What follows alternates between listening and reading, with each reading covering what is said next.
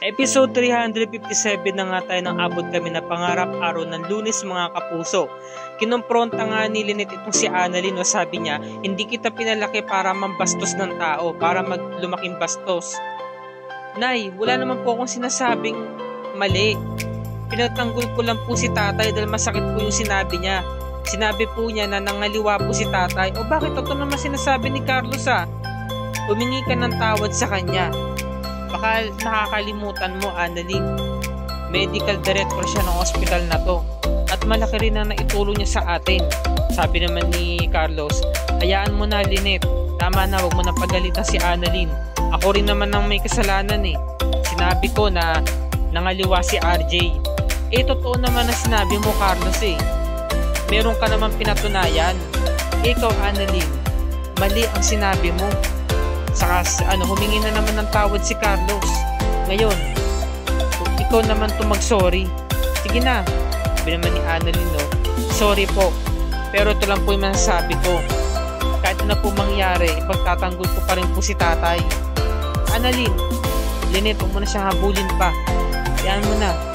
May mali rin naman ako Kaya siguro nag-init ang loob nito ni Annalyn. Nainis siya, napuno.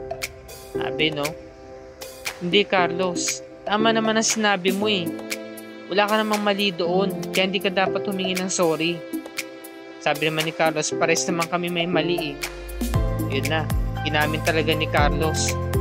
Grabing mapagpakumbaba. Saka nagkokontrol ng sarili para lang magmukhang siya yung kaawa-awa, siya yung inaapi, siya yung mabait. Grabe talaga itong ginagawa ni Carlos.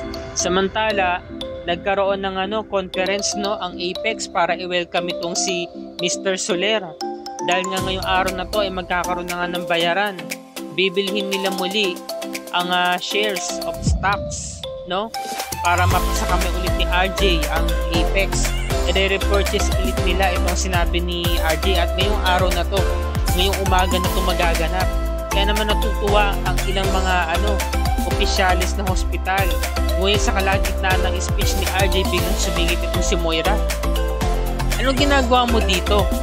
Sabi ni Giselle, tapos sabi ni Dr. Ray, please lang Moira, wag kang gumawa ng gulo dito. Hindi naman talaga gumagawa ng gulo, Ray. May sasabihin lang ako sa kanila. Eto, para sabihin ko sa inyo, ako pa rin ang may control dito sa Apex. Ako pa rin ang CEO and President nito. Sabi naman ni Giselle, nahihibang ka na talaga, Moira, umalis ka na. Ngayong araw na to ay magkakabayaran kami. Kaya wala ka na magagawa dahil sa amin ibebenta ni Mr. Soler ang stocks niya. Diyan ka nagkakamali. O ito, para sa magaling kong asawa, basahin mo to. Nakasaad dyan sa papel na yan na ako pa rin ang may power. Ako pa rin ang may kakayahan na mamuno at mamahala dito sa Apex. So, walang pagbabago. Nasa akin pa rin ang hospital na to. Kaya wala kayong magagawa. Sabi ni Giselle, wala tong katuturan. Peke ang mga dokumentong ito. Hindi totoo mga sinasabi mo, pinunit ni Giselle, Umalis ka na, Moira. Huwag mo na kaming guluhin. Yan na talagang sinabog niya yung mga papel. Sabi naman ni RJ, Moira, huwag ka nang gumawa ng mga ibang mga kwento na walang maniniwala sa'yo. Tapos bilang dumating tong si Lander Soler, sabi ni Giselle, nandito ka na pala Mr. Soler, thank God at nandito ka na. Kanina ka pa namin nihintay. Okay, pwede mo bang sabihin na hindi totoong sinasabi ng babaeng ito?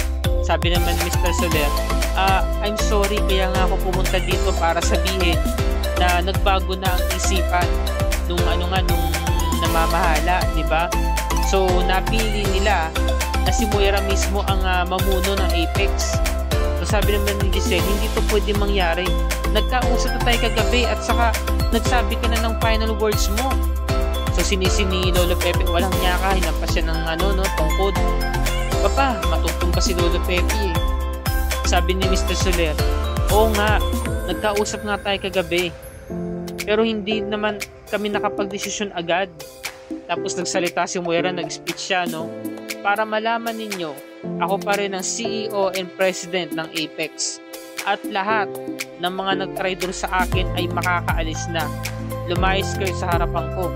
Sabi naman ni Lolo Pepe, no, hindi ko makakalimutan to, Moira. Hanggang sa hukay ko, dadalhin ko to. Walang niya ka, pinahiya mo mga anak ko.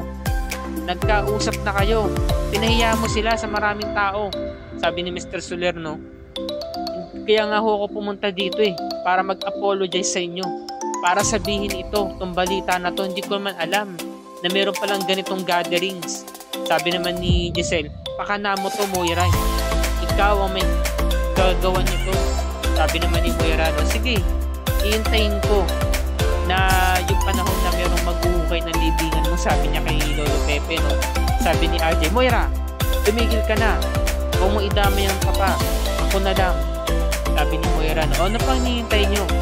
Lumayas na kayo sa harapan ko. Umalis na kayo, lahat ng mga hindi loyal sa akin. Lahat ng mga nag-traitor sa akin. Sabi niya, no, ito na yung pagkakataon niya talaga para makapagganti na talaga si Moira. Sabi naman ni Giselle, babalikan ka namin. Hindi pa kami tapos, lalaban kami. Ilalaban namin to. Nagalit sila. So sa pagkakataong ito, panalo na naman si Moira. At ang sabi naman ni RJ, lalabanan ka namin kahit saang korte. Magsasampa kami ng kaso sa'yo, sabi naman ni Moira, no? At nagsalita naman ng napakagaling kong asawa. Sige lang, magkita tayo sa korte at marami akong isasampa sa'yo. May mga ebidensya ako laban sa'yo, wala kang laban sa akin, Robert. Dahil ikaw nangaliwa ka ng asawa. Makakasuhan ka, makukulong ka. So wala talagang magagawa si RJ, talo siya dyan, di ba? Talo siya. So eto, sa pagkakataong ito, tumatawag si Moira kay Mr. Lander Soler at nagpapasalamat siya dahil nga sabi niya hindi nila alam na magkakampi tayo. Magkakampi pala yung dalawa, no? Grabe. Kaya magkita na lang daw sila sa susunod para sa pagdiriwang nila. Ngayon bigla agad pumasok si Ray, sabi niya, can we talk, Moira? Oh sure, ano ba yun? Magre-resign na ako, Moira. Hindi ka pwedeng mag-resign. Baka nakakalimutan mo. May hawak akong alas laban sa'yo. Binablackmail na naman nyo. Pati si Ray binablackmail niya. Gusto niya talaga nakatali si Ray sa leeg, di ba? Naalala niya yung mga panahon na nahuli siya ni Moira. Sabi ni Ray, no, hindi na ako magpapasindak sa iyo, Moira. Magiging kampi ako sa iyo. Alam mo naman yun, di ba? Na hindi ako kampi sa iyo. Hindi ako alid sa iyo. Kaya wala ka na magagawa, magre-resign na ako. So walang nagawa si Moira, no? Nag-resign na nga si Dr. Meneses. Samantala, binigyan ng tubig ni Lolo Pepe si Giselle at umiiyak ito. Sabi ni Giselle, pasensya na papa. Humingi ako ng tawad sa inyo dahil binigo ko kayo. Pinangako ko sa inyo ni Obeng na ibabalik ko ang Apex pero wala akong nagawa. I'm so sorry. Sabi naman ni Lolo Pepe, wala kang kasalanan, Giselle. Samantala, pinuntahan na nga ni Annalyn ng nanay niya para magpaliwanag at humingi na rin ng tawad.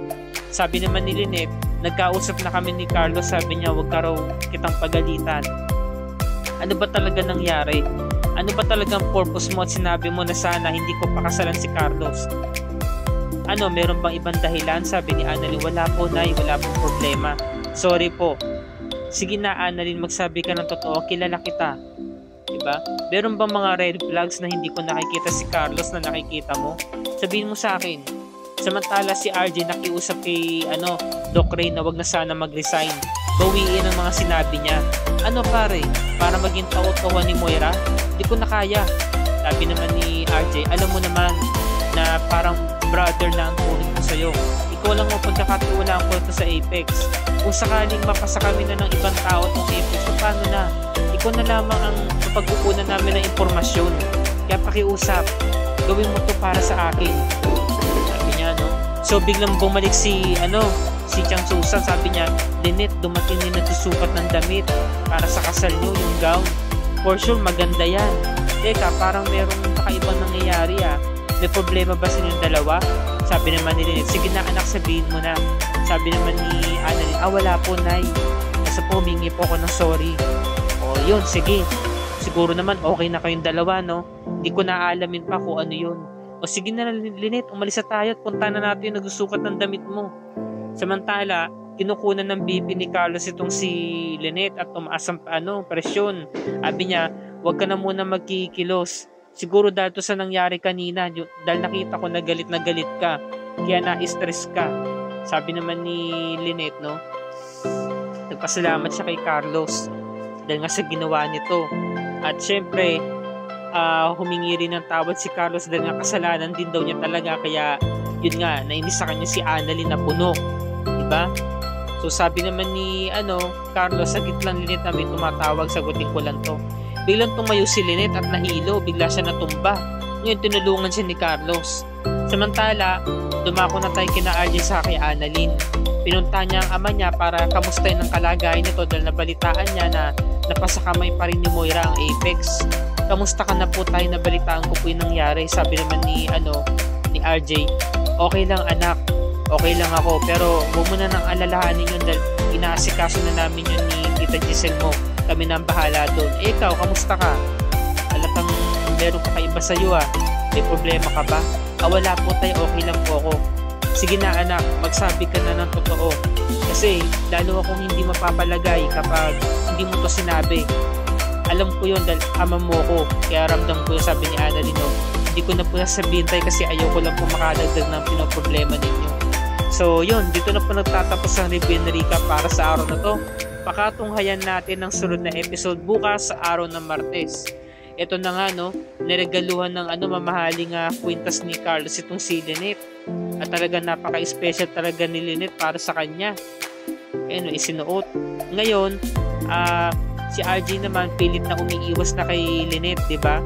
Kasi nga nagkausap sila ni na Don Pepe sa ni Giselle, nagkita sila ni Lynette. Ngayon, lahat ng mga nangyari sa Apex binalita nila kay Lynette, at nahuli naman sila ni RJ at si RJ umiiwas na, diba? So sabi naman ni Lynette, ba't ka pa umiiwas? Diba? Kasi nga ayaw na nga ni RJ ng gulong. So yun, pakatunghayan natin ang eksenang to bukas mga kapuso.